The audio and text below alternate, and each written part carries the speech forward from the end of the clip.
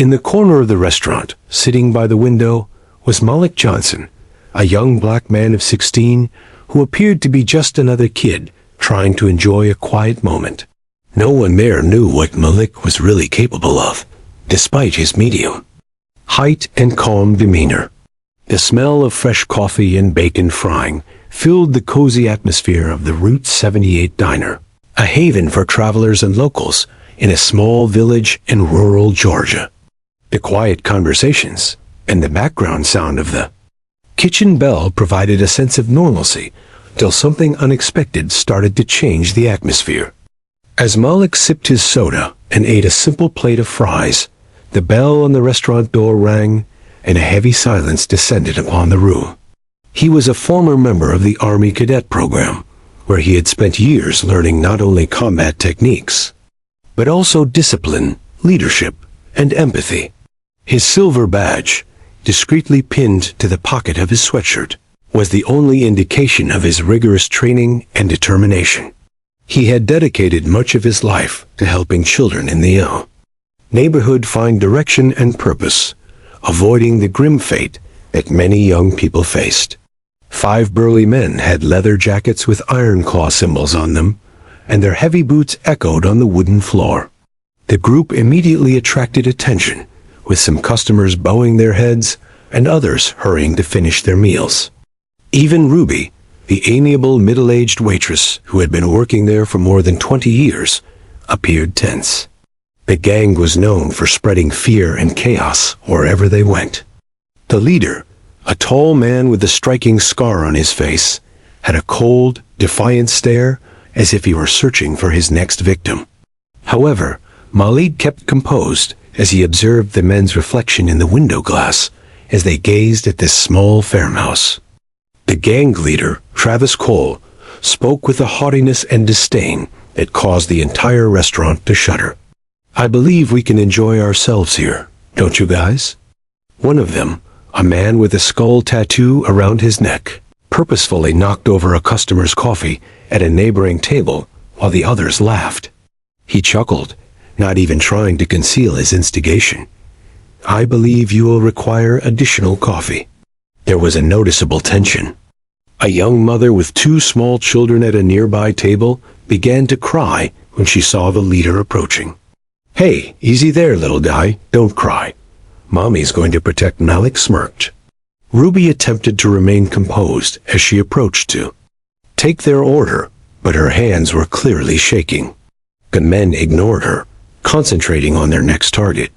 Malik's voice was forceful, but controlled, and the entire restaurant became silent as he finally glanced up. He felt he had to step in, not just because it was the proper thing to do, but also because he knew that if no one stood up to them, the situation might quickly get out of hand. The child in the corner, who appeared to be delicate, caught everyone's attention. Travis laughed aloud, as though Malam's intervention was a joke. "Who are you to tell me what to do?" he joked, approaching Malik's desk like a hero. Malik stayed seated, displaying no signs of anxiety. He set the soda glass on the table and rose gradually, his motions deliberate and exact. "Simply put, I'm telling you to reconsider before disturbing the wrong people." Malik responded with a faint smile, but his gaze was fixed on Travis.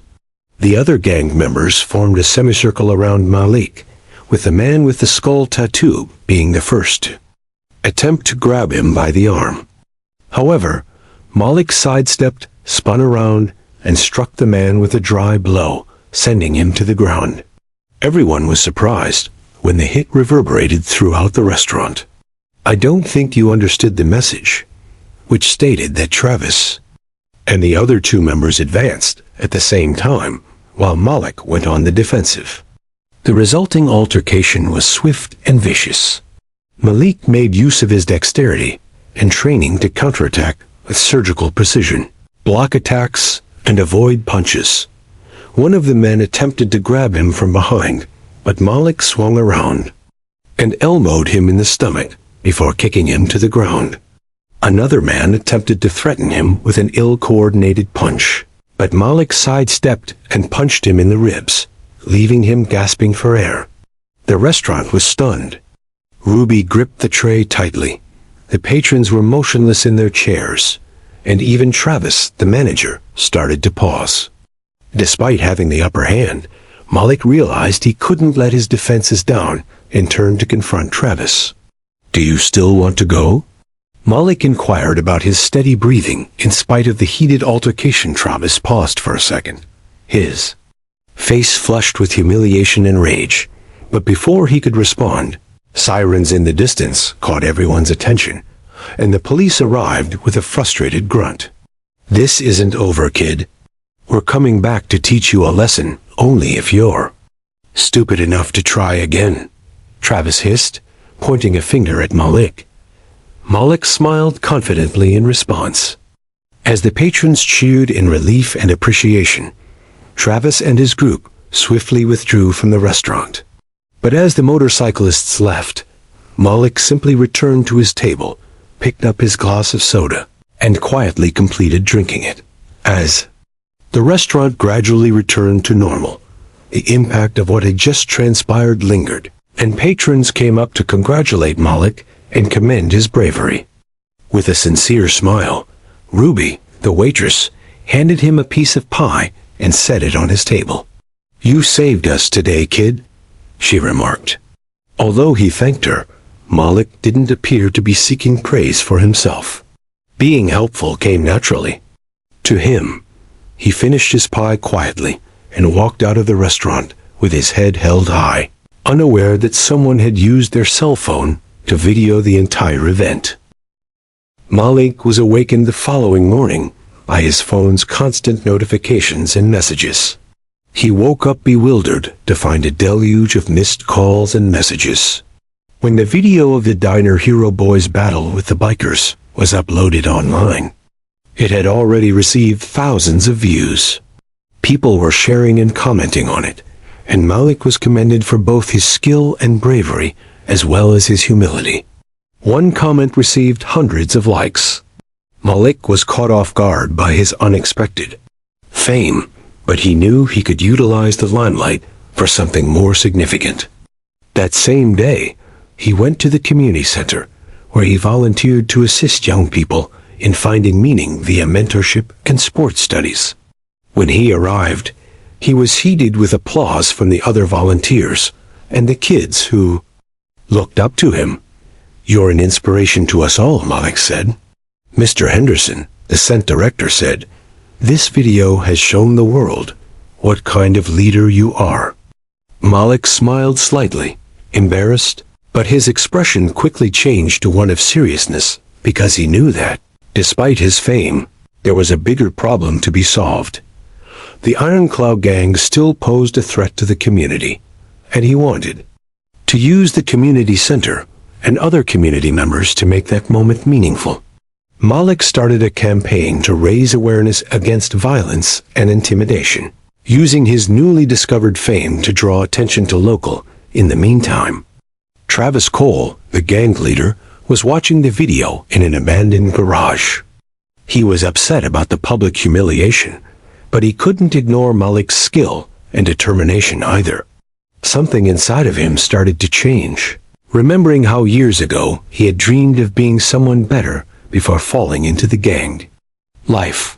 A week later, Travis showed up at the community center, alone without his gang jacket, with an expression that combined shame and determination.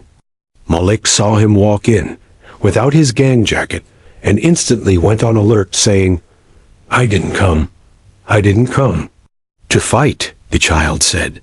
Malik led Travis to a peaceful corner away from prying eyes as he raised his hands in surrender, saying, "I just want to talk." Initially hesitant, Travis's words soon flowed as he described how he had joined the gang, how he felt caught in a vicious cycle of violence, and how he wanted a different life for himself and the other members. "We started this all wrong," Travis said, taking a crumpled photo out of his pocket, showing a smiling boy of about 10. "I don't want this path for my son. I simply don't know how to escape it." Malik paid close attention without interjecting. And after Travis was done, He placed his hand on his shoulder and stated, "Everyone merits another opportunity. Travis, if you're willing to change, I'm going to help you." From that day on, Malik and Travis began working together. Travis persuaded other gang members to quit their criminal lives and join the community center. They began repairing bikes for kids, helping with renovations, and even giving talks about the negative effects of violence. The change was gradual, but noticeable, and eventually the city was affected. The community center was a place where young people who had previously been easy targets for gangs found themselves.